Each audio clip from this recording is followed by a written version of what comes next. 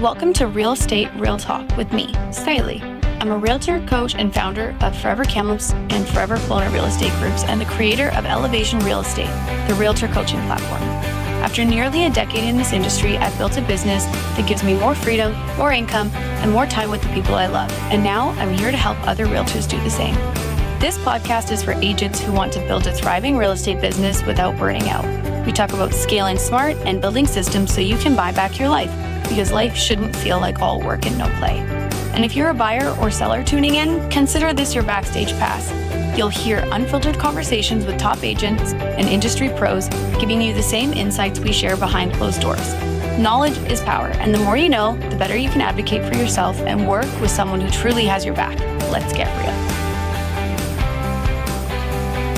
I am here with my friend Joel today. Joel, it's HusVar, isn't it? How you pronounce your last name? HusVar, you were close. HusVar. Okay, I'm like, That's fine. Yeah, I'm like, nobody ever says people's last names, especially when you like you meet them, you get introduced, and then like you never say their last name again. It's like even you don't even know your own phone number most of the time, right? Because you don't dial your own phone number. There's so many times where I'm like, oh, what's your phone number? And they're like, oh, I have to go look and see because here's my Instacart. Yeah. Unless if you're an agent, obviously you know your own number, but there's people that I mean, like consumers, for example, that they're like, oh, I just got this phone and I don't actually know the new number and I don't dial it. Yep. So anyways, so I was like, I need to double check your pronunciation of your last name, but we are winging it today. You and I feel like we bounce off each other really well. We've done a number of, but even for making it rain, when we did our objection handling and talking about lead conversion, stuff like that, it was super organic. We had a lot of fun, and I just feel like I want to see where this conversation goes. But really quick, before we dive into that, I want to talk about your background a little bit, because there was a handful of things that we have chatted about in the past that you just blow my mind, some of the like credentials that you have. And it's impressive. I love meeting people who have just like an extensive background of like team building, and it takes a lot of energy. And I think that's one of the things that I want to like bug you most about today is team building. But you had your own brokerage for how many years? 10 years. 10 years? Yep. And then I know that you had 70-ish agents when I met you. Is that the most agents you've ever had, or how many is like the most that you've ever had for your brokerage? I think our peak was around 120. Wild. That's so cool. So then on top of that, I remember us also talking about you were the president for your board association as well, correct? I was. I joined it kicking and screaming, but it was by far one of the best experiences I ever had. You know what? No pain, no gain. I don't know. I feel like there's something that you can get out of every experience that you have, whether that's like a positive experience or a negative experience. There's things that you can get from those experiences to help you grow. And there was something that I heard more times than once, but most recently it stuck with me, and it said fail forward. So it's like whenever you like make mistakes on, so kicking and screaming. Kind of you make it. The fake it till you make it. Yeah, fail forward's a nicer way of saying that. Yeah. It's true. That's actually funny. So yeah, I think that if there's anything else you want to add to that, those are like the kind of key things that I took away when you and I were talking about like your background in real estate, and like really sent it home for me about you and just everything that you've done. But if there's anything else you want to add to that, I find you a wildly impressive human, and you are so collaborative and like generous with your knowledge. And I think that's also amazing, which again is why like I feel like you and I get along so well. But yeah, anything else you want to add to that? It's as you probably see from these fragments of my office here, I'm big on the one-liners, all the little quotes and stuff. The average of 5 people you spend the most time with, whether you think you can, you can't, you're right. All of these little mottos really made me who I am today. The association stuff, like I have a feeling I'm going to hold this title for a while, but youngest president in the history of the association. Actually? Yeah. That's so cool. Yeah. How did you get dragged into that exactly? Especially being the youngest person in the association, you're like, I would think that if you were the youngest person in an association, you would be like wanting that title because it's like credibility and all that stuff. But then you being the youngest person and being dragged into it, I'm like, how did this even happen? The whole toot your own horn thing isn't what I traditionally like to do. No, I'm sure you I'm gonna see make you do it though. It's fine. my whole like life and the way I've always built things, it was always just do the right thing because the right thing to do. Yeah. And I started my brokerage because I was a whole entrepreneur and I saw it. So this is now 12, 13 years ago. We were lacking technology big time. And even the big brokerages, I was looking at them and I was saying, like, how do you guys not have a transaction management software? Like, how do you guys not have an integrated CRM that's generating tools? Like, how is this not? I've been around for 100 years. I've been around for 20 minutes and I'm thinking of this. But then I also realized it's really expensive to run a brokerage. And I got involved with the association because it was one of those, I'm the new kid. I got to surround myself with the people that are doing it. Average 5 people. Yeah.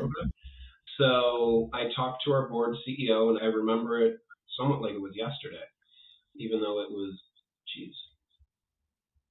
8 years ago now. I said to him, I was like, so what's the point of the association? Why am I paying you dues? And he said to me, he goes, you're an independent broker. The association's job is to level the playing field so you have a chance. And I'm like, that's interesting. He goes, yeah, we roll out tools. We make sure that big guys aren't taken over, but then we also give everybody a platform to be able to grow. So then I said, all right, cool. You got me. I joined as a director. Once I got into the room, I was by far the youngest. And I don't know, I guess I'm outspoken. After that, they said you should look into the executive. So then I ran for vice president and secretary treasurer and president-elect.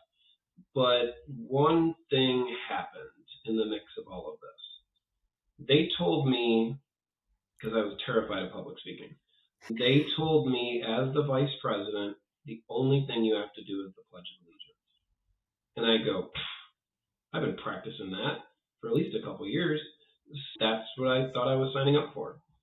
And 3 months into what I think is just the Pledge of Allegiance, this thing that we all know now as COVID happened. And seeing big business, the state association, local association, national association, go into crisis management mode was just like amazing to be a part of. It was more than the Pledge of Allegiance. No kidding. Every single day, we have 3,700 members, and we had to tell 3,700 people you're unemployed. Oh no! Oh, it's so hard. And then we had to field 3,700 people saying, "No, I'm not." But going through and seeing the management and the crisis management, like it really helped me in my brokerage. I had the best news. I always had the up-to-date news, and we just kept growing and growing. And then we eventually got out of COVID. When my term as president started, we were allowed groups of 50 or more. And one of the bigger things, like the president is this big inauguration, and it's a ball, and it's a throw, and I didn't care about the party. So a group of 50 or less, I was like, screw it, let's just do a lunch. Let's get to work. And my theme, we all choose a theme, was Together Again. Because it was just like, we gotta get people back. Yeah. So we got professional athletes involved and worked with an amazing charity. Eric Wood is a Pro Bowl NFL player, and he has a charity that helps the caretakers of families with sick kids. And when I heard his story, I just said, you're my highlight for the year. So we were able to generate a bunch of money. We set a few records with what presidents were able to, I guess that's the best word, and had a lot of fun doing it. So yeah, now I get to be a past president for life. and now I'm one of the good old boys. That is so cool. There was something that you mentioned, and I feel like I want to drive that home. You said that you did not want to do public speaking at all. And then obviously with COVID, you're like, oh no, there's like public speaking involved now. So how important do you feel like it is to push yourself outside of your comfort zone now that like you have done something that like made you wildly uncomfortable? Like, how do you feel like that helped you in business? Because I know that there's no growth in the comfort zone. We say that it is like the most uncomfortable thing in the entire planet to do Yeah. things outside your comfort zone. But I want to know how you think that helped you in business. Jump in the deep end. I was interviewing and talking to like past presidents. I was talking to multiple people. Our good friend Justin White, he was always pushing a little bit more too. Yeah. But a couple things stuck out to me that really made me say, screw it. Let's see what happens. The first one was nobody knows what you're supposed to say. Oh, that's true. So even if you screw up, skip the line, keep it moving. In my acceptance speech of my inauguration, I missed an entire paragraph. Nobody cared. Oh my God. It just happened. The other thing was all of these people that are here want to see you succeed. You're amongst friends. And those two little things, along with my let's wing it attitude, Yeah. I guess with even today, we're just winging it. We're off. We're on doing our thing. I know. And there's something that Justin had said to me, because you're right, he always is pushing. And it is, like I said, we said it's uncomfortable, but there is an acronym that he always used to say about fear. And there's so many acronyms that he has said, but yeah, I can't not share it with you guys because it's so true. But I had to double check to make sure. Like, I know it's in my head, but I had to double check. It's false evidence appearing real.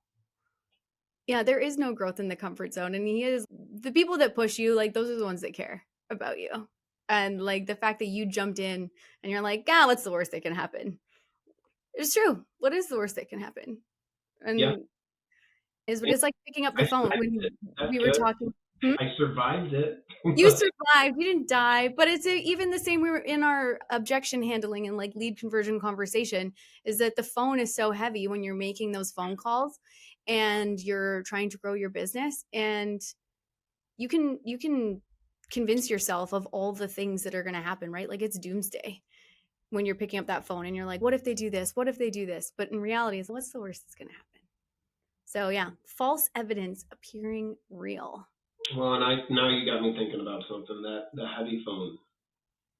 It's one of now the arguably best agents I've ever trained was terrified of the phone. Yeah. And that little more than the person on the other side of the phone, because it was one of those, if I don't know everything, I know nothing. And if I can't answer every question, I can't answer any questions. And once I just said, it's okay to say, I don't know. I'll get back to you. But then get back to them. He became top agent of my company. Then he needed the next challenge, wanted to build a team. Let's build a team. Now he currently has the largest team in New York State. Oh my God. That solidifies it. You got to do the hard things. It's true. It's so true. And I have also heard this a number of times because people always want, like your friend that you're talking about right now who has, what did you say, the largest team? By transactions and volume. Insane. So people always want that. They want what this person has, but then they're not willing to do the shit that they had to do in order to get there. Like they want to stay in that like comfortable space. I'm sure that he has probably coached to this, even his own team being like, you have to do the things that make you uncomfortable. And the more you do it, the more comfortable you get at it. But standard operating procedures. Yeah. At the end of the day, I think that we all still have imposter syndrome. And it's the difference is that there's people who say, yeah, I have it, but I'm going to do it anyway. And then there's the people that say, yeah, I have it and I'm not good enough and I'm not going to do it until I get to a certain point, but then you never do it. Yep. So that's the Well, or difference. even contrary, the people that are already wildly successful still thinking that they haven't made it yet. Yeah, I'm not good enough yet. I'm not good enough yet. We're never going to feel good enough. Never. No. I'm like, why am I recording a podcast? That makes no fucking sense. So funny. But and what am I here for? I don't know. I don't know. Let's see it. We're just hanging out. We have no credentials. At all. I don't even know who I am. That's funny. Okay, team building. This is something that I said that I wanted to really pick your head about. And you just mentioned it with the friend that you were talking about as well. After you get to a certain point, I feel like you get into the real estate business and you're a solo agent or you're on a team, and you get to a certain point in your transactions and in your business, and then you start leveraging like an admin. And then again, you keep getting to these different levels. So I think what so many people want to know is how to build a team that actually sticks. And I think that you can talk really well about that, considering you've had 70 to 120 plus agents on a team. So not all on a team, but like in the brokerage, right? There has to be retention within that. So I'm curious to know, how do you attract people to your team? Did you go find them? Did they come to you? Like, what is the overview for that? Wow. So you're like, where do I start? In 10 seconds. Now, the biggest thing that I would say is creating a culture. You have to create a place where people want to be, first and foremost. Yes, I have made some outbound recruiting calls. Like when I say some, like in 10, 12, 15, however long I've been doing this, like a handful. But it's do the right thing and the right people will come to you. So now I'm not saying that other people didn't make calls and I didn't go on meetings. Like that definitely happened. But not everybody should be a team leader. There's this illusion that, if I just have 20 people on my team, I can go play golf every day. No. The basic math was when I had 100 agents, if each of them only called me once a month, which we all know agents call you more than once a month, that was 3 hours a day that I just spent coaching. Now let's just say they all call me twice a month. Now I'm at 6 hours a day. And Saturday at 10 p.m. or Monday at 6 a.m. Whenever the fire's got to get put out, you're expected to be the smartest guy in the room and have the fire extinguisher. But if you really do get to a point in your business where you're like, hey, you know what? I have so many opportunities. I love being a coach. I love training. This is what I'm built for. Build a team. If not, join EXP and just sponsor people. Let them manage your team. But the way that I did it with my brokerage was we started as a little team. It was me and one of my friends. We started in some attic apartment, and it was $400 a month for rent. And the only thing that I knew was let's make some friends on LinkedIn. Okay. That's going to be how business is going to work.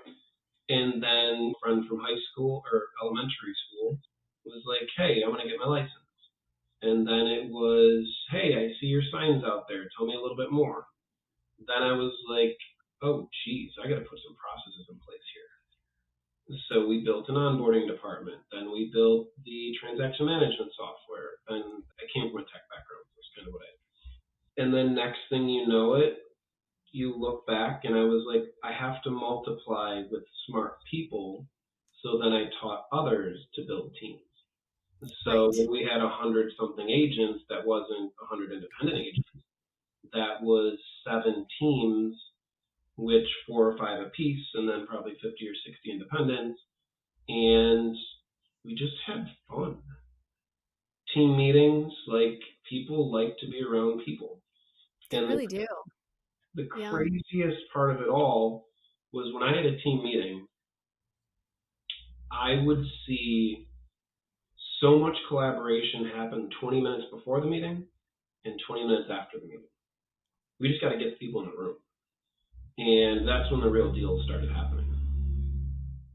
Wow. So then you didn't actively pursue people to be on your team. People mostly came to you, like just saw what you were doing and then wanted to be a part of the culture that you created, essentially, is what happened. And then you had created this environment for people to be collaborative and wanted to spend time, is what you're saying. Because the 20 minutes before and 20 minutes after, I don't think people realize how much growth actually happens in that, because they're there for the meeting and Yeah. all the information within the meeting, but they don't realize that the connections that they're making outside of the window is actually something that is helping them as well and working together.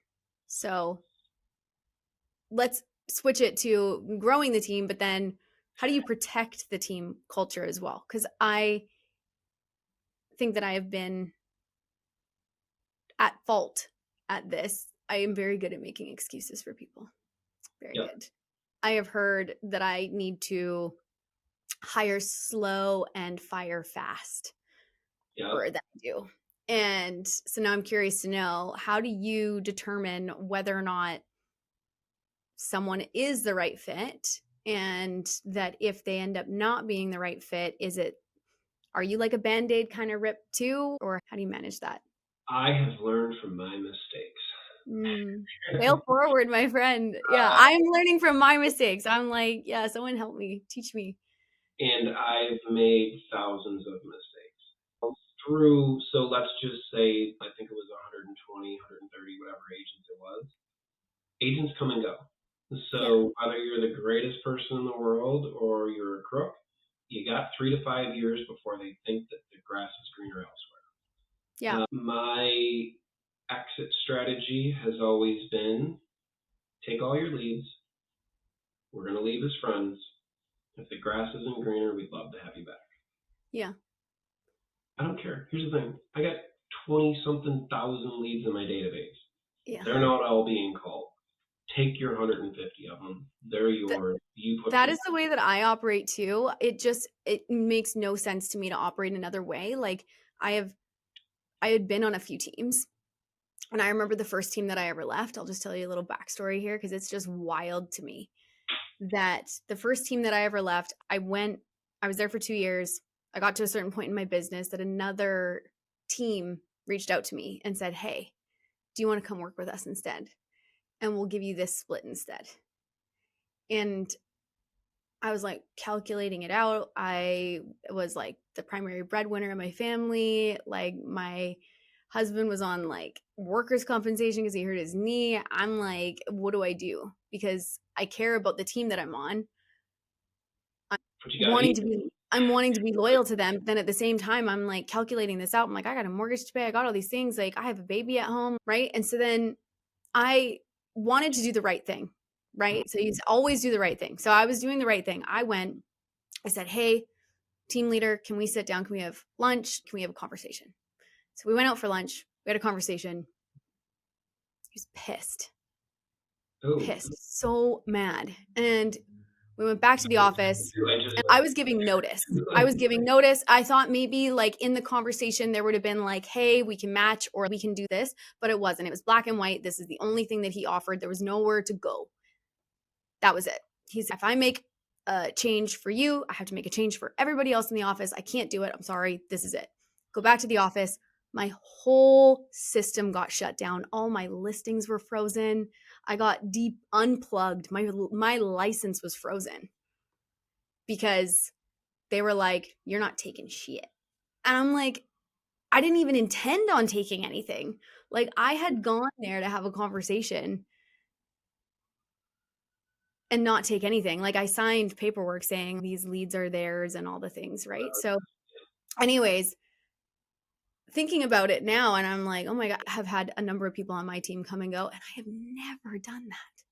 I have never done that. I would never do that. And I kind of just realized that it's bad business. Even in real estate, when you're buying and selling real estate, if you have a client that lets you go for whatever reason, you know what?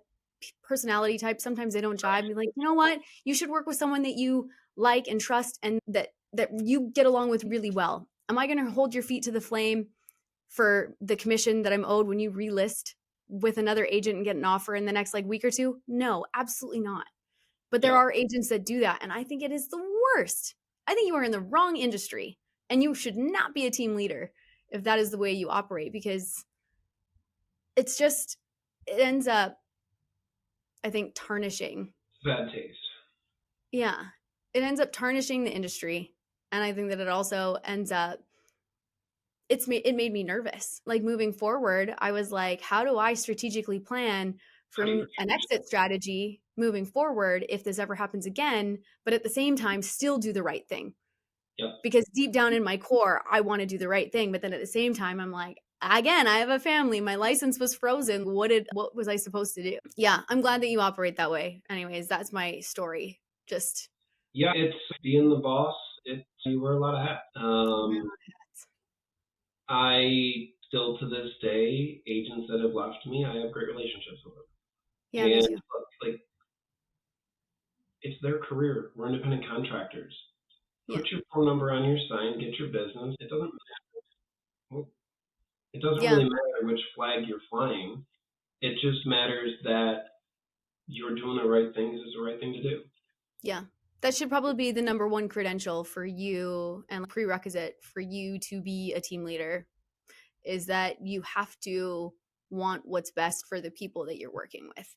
Because if you're in it for you, like you said, where you are, oh, I'm just going to bring on all these people and I'm going to go sit on a beach and not have to do anything, then it means that it's not for you. It's not for you. You have to want to make lasting impact and be able to help these people in order for you to be a good team leader. I actually was listening to a workshop by Rob Dial last night. He did a free workshop and I decided to pop onto that. And that was the number one, like he repeated himself over and over again. He's the mindset mentor. If anybody has never heard of Rob Dial, he's great. And mindset is obviously something that realtors should focus a little bit of energy on, or even people in general, right? Like I think that we need to talk nicer to ourselves. So a good team leader is a psychiatrist too.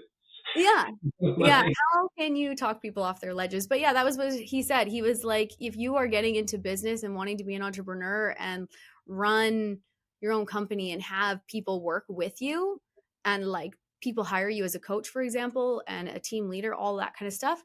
Mm-hmm. The thing that you need to focus the most on is how can you make the most impact on them? The more you care about what you can give and value, the better you are going to be at being a leader and being a business owner and an entrepreneur, is what he said. Yeah. And I was like, that's very true in my opinion too.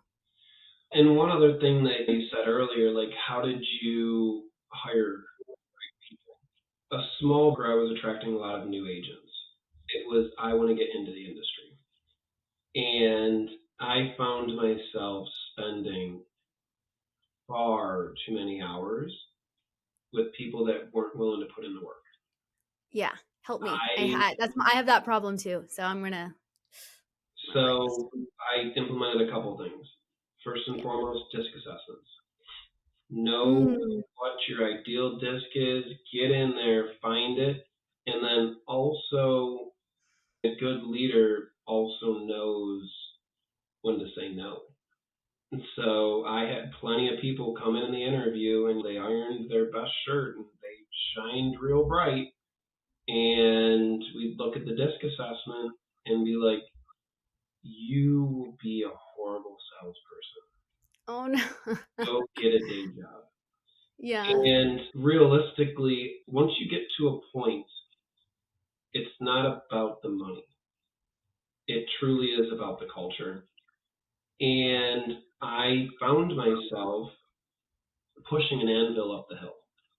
And it's like, I'm square peg, round hole. There's 1,000 isms for that. But like, I found myself getting to a point where I was just like, you're not wired to be a salesperson. Yeah. Job is a ton of freaking work. And you're not going to be able to do this in a part-time job 2 hours a week. It's just not going to happen. You're either all in or you're all out. Now, there's anomalies to that, people with amazing work ethics, but like the disc, and a couple times I went away from the disc assessment because I was like, I really want to give this guy a shot. And then that guy, I spent 5 hours coaching. I brought him in the field. We did training. I answered all of their psychiatrist questions forever. And they sold one house a year. And you're wasting everyone's time. Go get a 9 to 5. And listen, there's nothing against 9 to 5s. Be the best you can be, but at least be who you're supposed to be. Yeah. If you're like, being an entrepreneur is a lot of work. It's a lot of work. Yeah, we drive cool cars and we look like we have this crazy lifestyle, but our personal relationships suffer. It's 10 o'clock at night and sorry, offer's due tomorrow, and I've been working since 9:59. I gotta write this offer now. It is what it is.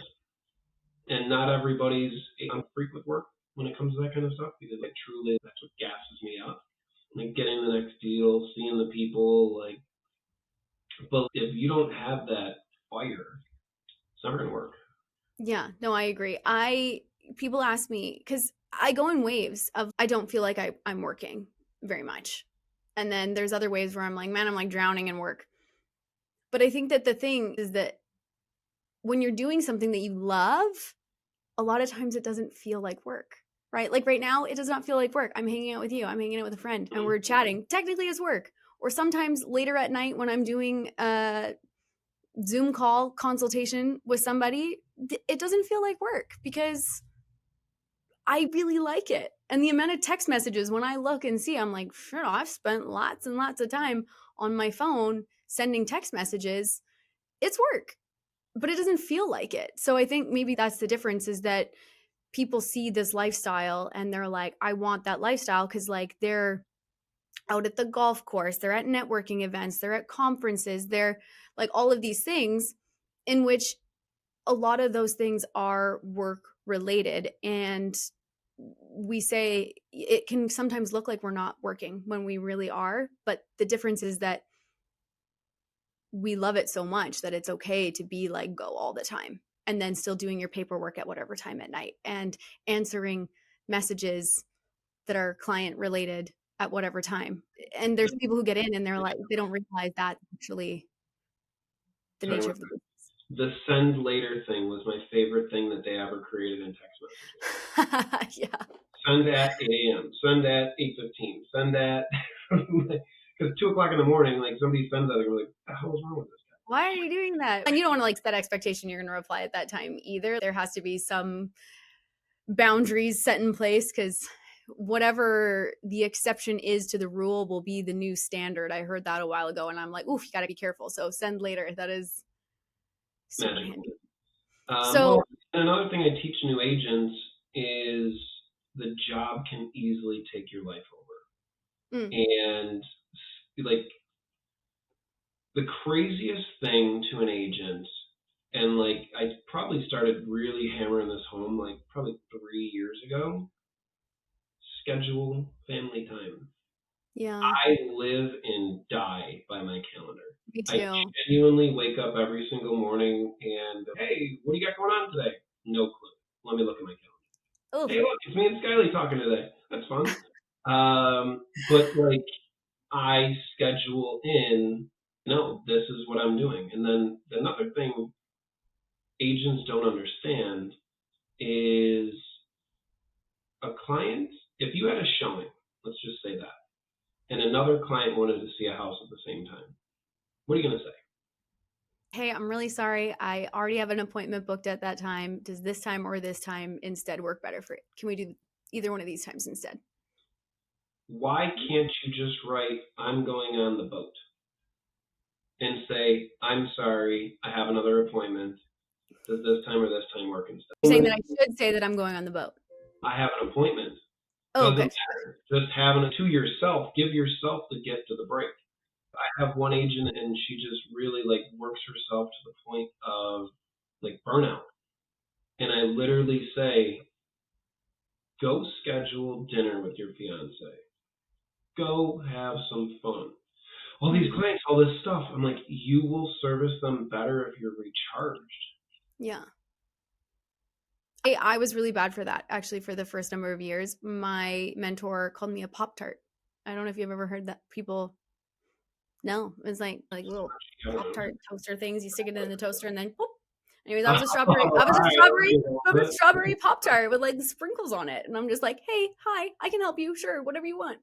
Yeah. And it was such a big mistake because my family suffered, right? And I had a baby at home, and then after like 4 years later, I had another baby at home, and I'm like, I'm missing out on all of these things because I always was rearranging my schedule for everyone else. So I think that Joe Moretti from High Performance Agent, because I was a student for 4 years before I was coaching with them, and he was the one who taught me how to build my calendar. And what you're saying, I think, is life-changing for people in the industry because the burnout's really bad and the failure rate is also very high. And I think it's because you burn the candle at both ends and it's not sustainable. Like, you have an appointment. It doesn't matter what it is. Someone told me this the other day. No is a full sentence. Like, I always feel like I have to explain everything. But you don't have to say, no, sorry, I have like family plans and blah, blah, blah. You don't have to say that. All you have to say, sorry, I have another appointment at that time.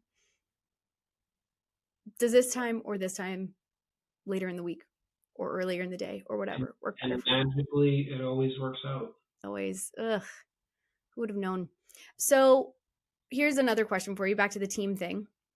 This is, again, you're coaching me right now because another thing that I have always done is that I love to believe everybody's words, which could be, it's a very good quality of mine to just give people so much grace and to believe everything that people say.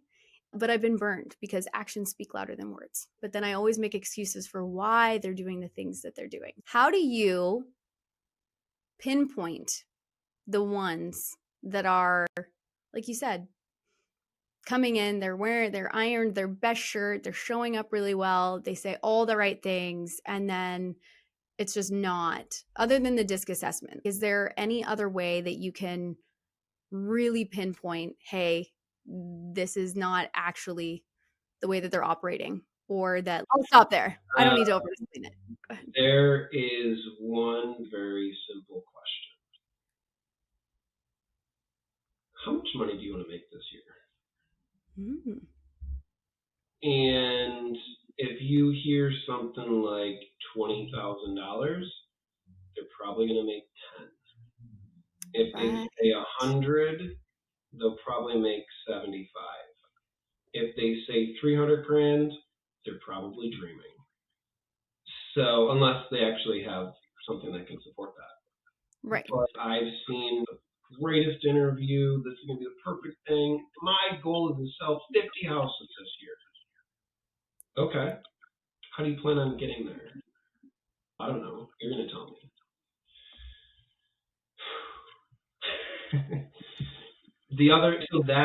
How much money do you want to make? And then I always blow it out to whatever they say, I don't react. Where do you see yourself in 10 years? That's a good one too. Those two questions, and it's not like I don't have kind of like this whole conversation. We're off script. We're winging it. But there's some direction, right? There is an agenda. And I also say, as realtors, we wake up every single day unemployed. Yeah. And are you willing to go on another interview? The money question helps tell me where their head's at. Salespeople, we are high driven, like we have to have all of those tools. Yeah. And there's nothing wrong with making $20,000, but if this is going to be a part-time job, I also tell people it can't be a no-time job. So if you were to go to Coca-Cola, and get a part-time job, you're showing up for 10 hours a week. And if I don't see you showing up for 10 hours a week, I have to let your license go. You're better off going to the cheapest broker in town with the least amount of fees and seeing what happens. Because I'm going to be all in on you. but I can't want your goals more than you do. And that took me years to get. Yeah, I think that always, happens to me a lot. Like I want I it more believe for in them. you. Yeah. And I'm like, the only thing I can do for you would be for me to go do it and deposit money into your bank account. That is a point that I have been at a couple times. And I'm like, how do I make sure that this doesn't keep happening to me? So yeah, I think seeing the signs early is important and having the like real conversation for sure. If you want to be self-employed and be your own boss, you also have to be a really good employee to yourself. Like you can't just be your own boss and then not work. Yeah. Because otherwise you're not going to have a business to even work at. Like you have to be a good employee in order to be your own boss. Tell me once, because part of our coaching, we go through a strategy, and it's what level of accountability you need for this. Mild, medium, or hot sauce. And she said, I need inferno accountability. I said, okay. She wants you to beat her up a bit, apparently. Holy cow. Okay. What does that look like? Yeah. Explain to me what inferno accountability means. I need you to call me in the morning and tell me to come to work. And I literally have it, my coaching journals, they're all here. Every coaching class I've ever been on is in here. And Justin told me, I'm not your freaking dad.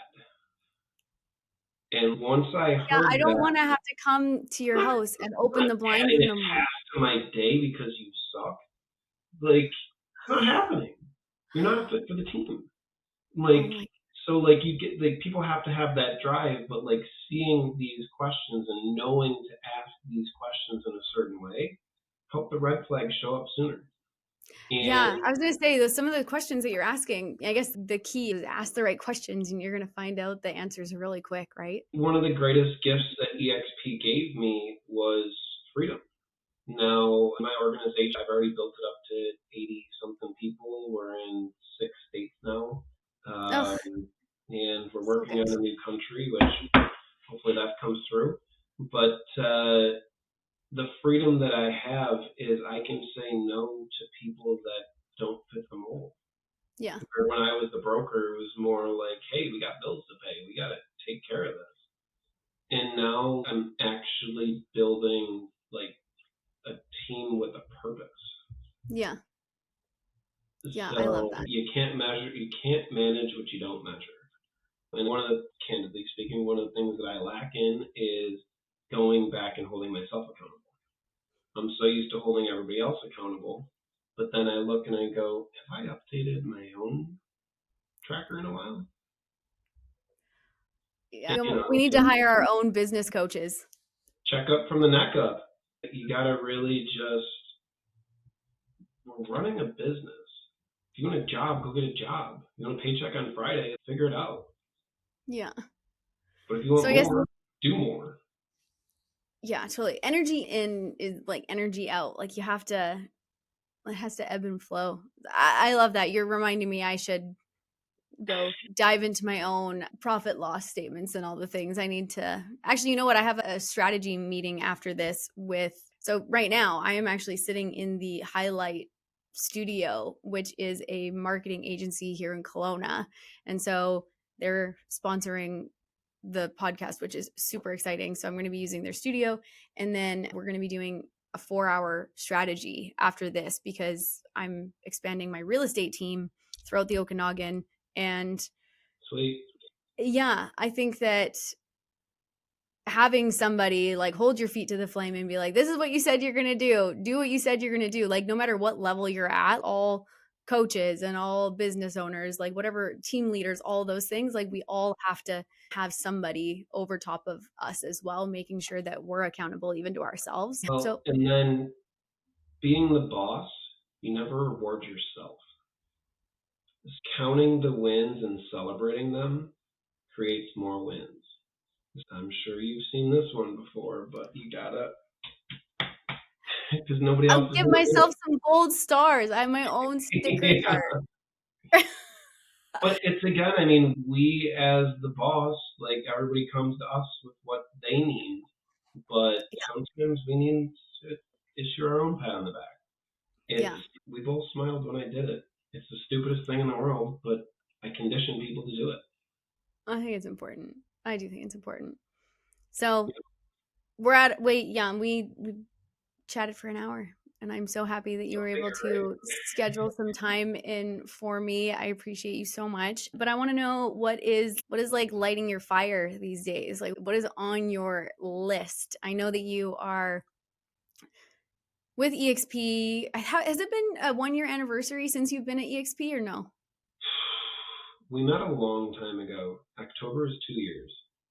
It's been 2 years. I know that you and I met. Okay. We met at the shareholder summit in Orlando. We met at the shareholder summit in Orlando, I think 2 years ago. Over 2 years ago. 2.5, 3 years ago. Crazy. But then I knew that it took a while for you to transition over. Obviously, there's a lot of moving parts and components with having your brokerage and like the 70 agents and stuff. So I wasn't sure if you'd been a full, 2 years. That's wild. But I guess, the question is, what's lighting your fire? What are you working on now? Obviously, like things have changed a little bit for you. So tell me what you're working on. I got into real estate because I always wanted to open a resort. That was always the dream. I wanted to open a resort. Like what kind of resort? Like I want to just go on some beach and say this thing's mine. I love this so much, Kay. I never heard you say this before. I've never heard anyone say this before, but I'm all ears, Kay. For years, it went on the back burner because building the brokerage became my baby. I had 100 dependents, and it was a cross to carry. Now that I was able to get some of my time back, not do the day-to-day operations, I'm back in the field, I'm talking to people, I'm making it happen, and now it's like possible again. So as I'm sitting right here looking at my vision board, that's one of the pictures.